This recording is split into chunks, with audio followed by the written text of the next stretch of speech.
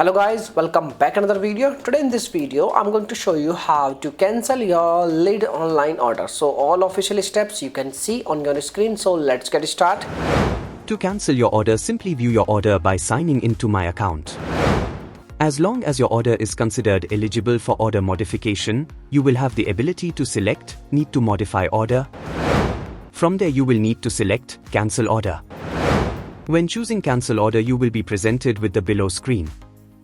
Now you need to simply choose the reason for cancellation code to confirm your cancellation. Once a reason code has been selected, click Cancel order. Once all items in the order are cancelled, the screen will be refreshed and the updated order status will be presented.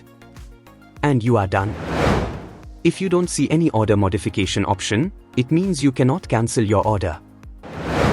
Dear friends, by using this method you can easily cancel your leads online order. If you have any questions you can make a comment. I will reply very soon, and thanks for watching this video. Bye bye.